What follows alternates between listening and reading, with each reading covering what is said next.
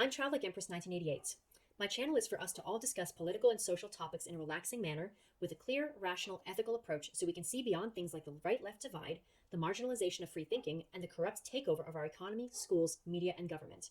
In this video, I'm going to try to give an overview of what I think is going on with American society and politics, and how all the various problems in the world today fit together and interact off each other.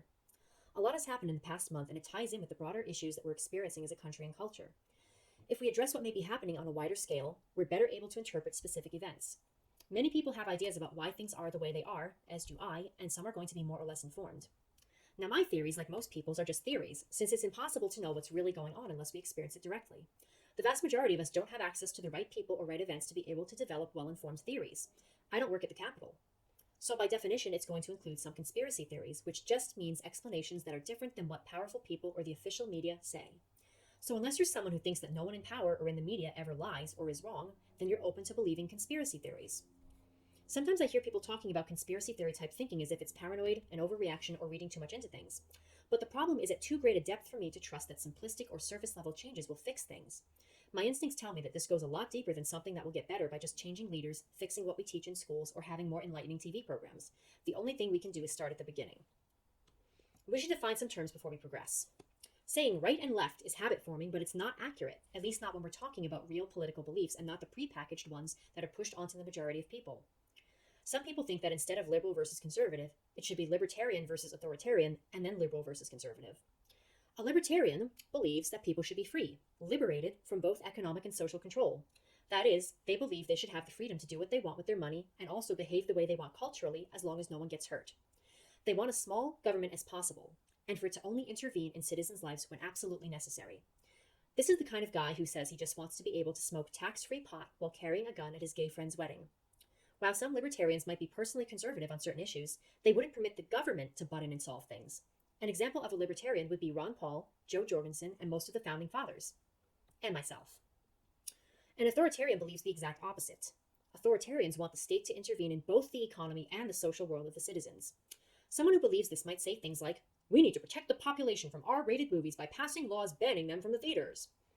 Authoritarianism wants the government involved in the economy, whether for good or for bad, and both a state that provides extensive welfare programs and a state that hangs paupers for stealing bread and protesting for better wages would be authoritarian. Examples of authoritarians would be the Russian czars, the English monarchs of past eras, the Roman emperors, and Adolf Hitler.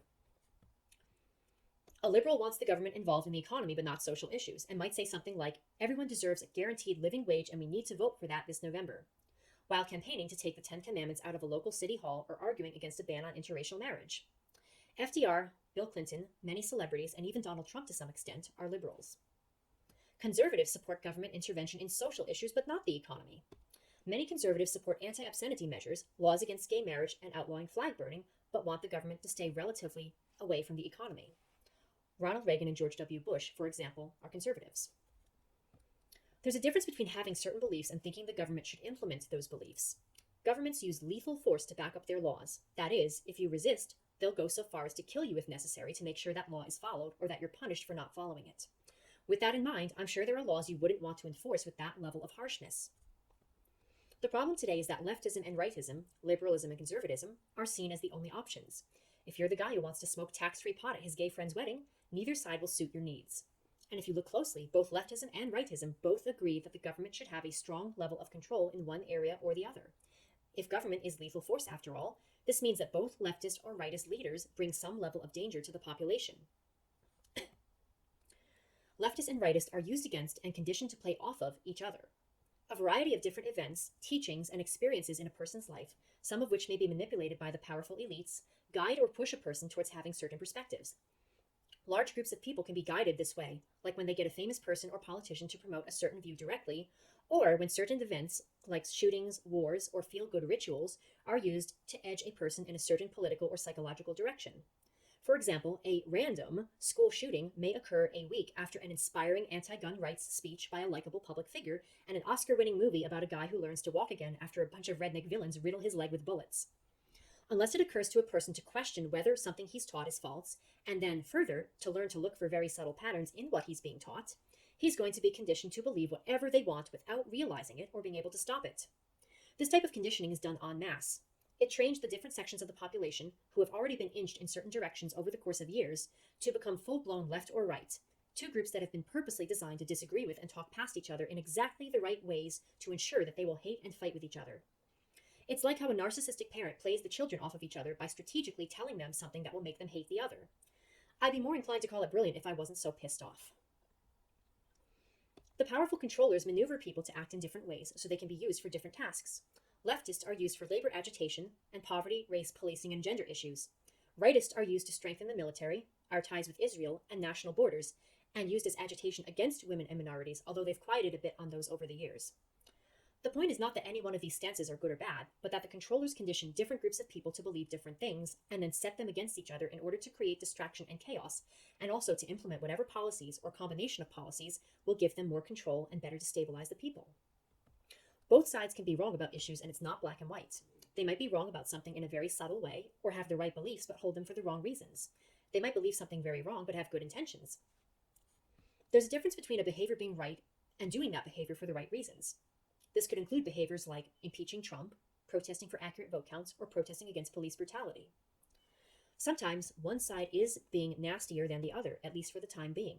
Assuming that everyone is equally damaging all the time because they're all being equally manipulated is an easy fallacy to make, but it's still a fallacy.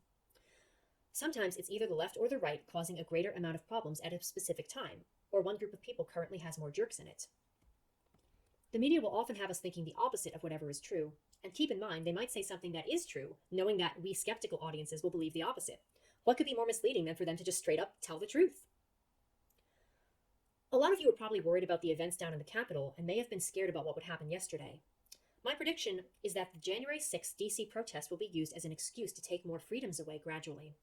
Regardless of what different people think about whether or not the protest was for a good purpose, or whether it was done in an acceptable way, I don't, it will be used to restrict us further in the future.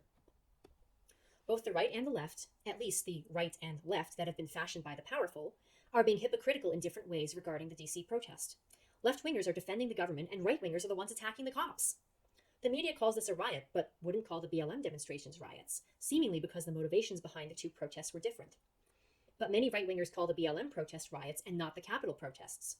But is conservatism being marginalized and bashed by the media, and does this factor into all of this at all? Are black people marginalized by the media and society, and does that factor in as well? Were the protesters right that the election was tampered with, or at least that the people in power refused to cooperate enough in at least checking to see if it was? Is disruptive or illegal protest ever morally acceptable? And if so, when and how do we know when that line has been crossed? A lot of us can appreciate the visual of a protester with his feet on the desk, whatever our politics, even as we oppose the violence and destruction. Why can't both the left and the right peacefully unite against the corrupt cops and the people who raise taxes and ban guns?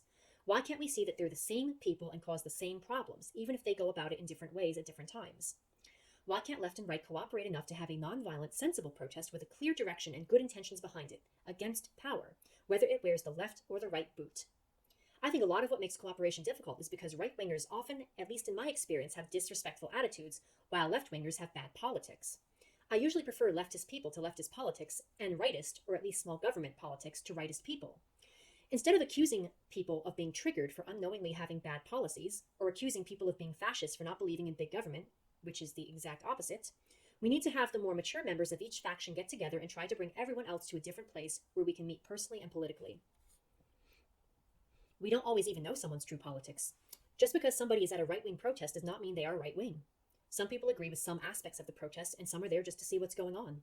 And just because someone infiltrates a right-wing protest or event does not mean that they are left-wing, and vice versa.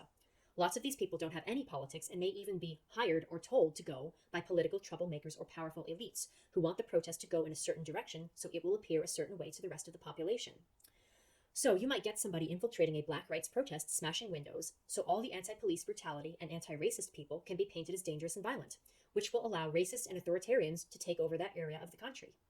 And goofy protesters that look like Chewbacca had sex with a Viking may have been put into a Trump protest to make people at that protest, people who want fair vote counts, cooperation from authorities, and to question the mainstream narrative on Trump, look like they are also out of their minds. But of course, there are also going to be people who attend for their own reasons and then act up of their own volition, which does the media's and the power holders' job for them. The media's brainwashing role in those circumstances would simply be to decide that those are the protesters they're going to film and show. The powerful people controlling things like this care little about political beliefs for themselves. beyond what's necessary to keep them in power and strategically mold us so that they can turn us against each other. So it doesn't really make sense to assume someone's politics based on who's at what protest, what role they played, how official media sources describe them, and so on and so forth, because anything can be made to look like something else. The media advertised the January 20th protests, probably hoping to attract protesters and ensnare and then provoke people whose politics would cause them to be interested. A lot like bug zapping. Free thinkers, activists, truth seekers, anti-big government people are the types of people who would go to such a thing. And of course, the powerful people were banking on there being belligerent and violent people in those crowds, perhaps some of them seeking vengeance for the killings at the Capitol on the 6th. I wouldn't be surprised if the protests on the 6th were themselves a trap and that the people who barged into the Capitol unfortunately fell for it. There are different avenues which powerful people can use to control and corrupt a society without it realizing. Hollywood and entertainment. Stars, directors, writers, and movies and award ceremonies tell us what to think politically. Many people still listen to celebrities because they admire them, but some people listen because the star has convincingly been portrayed as a decent person off-screen or off-stage, and who wouldn't want to listen to the opinions of a decent, empathetic person? Many stars, I'm sure, are genuinely good people, even some of those who promote untrue things, as no doubt some of them don't realize they're untrue, just as many non-famous people promote things that we don't realize are not true. It appears to me that stars of differing levels of fame correspondingly have certain political beliefs. Now, whether the power holders convert people who already have a certain fame level to certain views, or only allow people with certain views to get to that level of fame, I don't know, but I'm assuming it's the latter. You may have noticed that a lot of conservative or small government celebrities are not in a lot of films anymore, whereas people who believe in Joe Biden being the savior of America are being promoted everywhere. So people with the wrong views may be allowed into higher levels of fame, as in wrong according to the power holders. The power holders may promote people with views that they don't like into higher levels of fame, but those people may be made to occupy only a certain area of the public mind, have a certain type of fame, and be allowed to be big stars only with the plan to trash them later. The more famous they are, the more visible and recognized they are, so when he or she goes crazy, probably due to those nutty politics, the whole populace is made aware of it and is trained to associate insanity with those views. This wouldn't work if no one had heard of the star.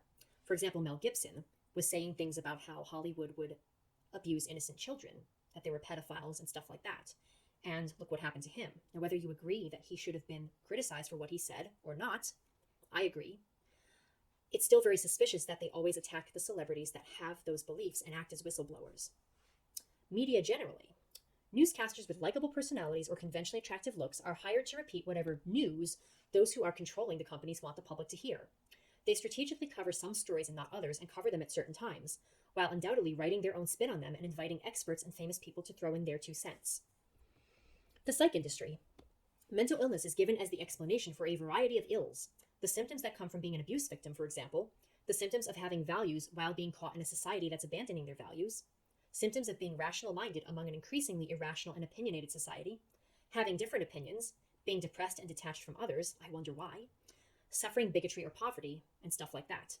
Everything is blamed on the person's internal world and inborn nature because this takes attention off of the actual causes of the problem, things that the power holders and the society the power holders influence are doing to the victim, who is usually someone of good character, intelligent, and or someone with less social power, like someone poor, black, or disabled. Racism, gender and feminism, and class and poverty are all issues that need to be solved, but Americans are being pushed to either defend the status quo or accept the controllers' so-called solution to these things. The further one side digs in, the further the other side does, and we have no progress and just fighting. Rich, white men are, in fact, primarily the ones with the power, but the solutions to this are hijacked and done about the wrong way. One so-called solution from the power holders is to help women and minorities get into powerful positions themselves, rather than stopping people from having that kind of power in the first place because it harms others. Or solving the inequality problem by getting more women into the workplace instead of getting more men out of it, and by helping people of all genders be able to work on farms, mom-and-pop stores, and co-ops. Racism is still a huge problem, but it's not going to be solved by leaving the underlying causes and the system that racism built intact, and just putting affirmative action and social awareness as a band-aid on it. Nor does kneecapping white male citizens, many of whom are also not well off, seem like a fair or practical solution. As for poverty, I don't think anyone reasonable thinks that Elon Musk and Jeff Bezos actually work hundreds of thousands of times harder than everyone else. But how do we redistribute wealth to starving people without involving too much government, which, remember, is force and potentially lethal violence? Is mobilizing workers to attack smaller chains and relatively powerless bosses the answer? I don't think that's it either. So this was just an overview. Stay tuned if you want more in depth conversations about any of these topics, because they're very, very important topics. And feel free to contribute in the comments below. Like, share, subscribe, and let's try to survive 2021. Bye bye.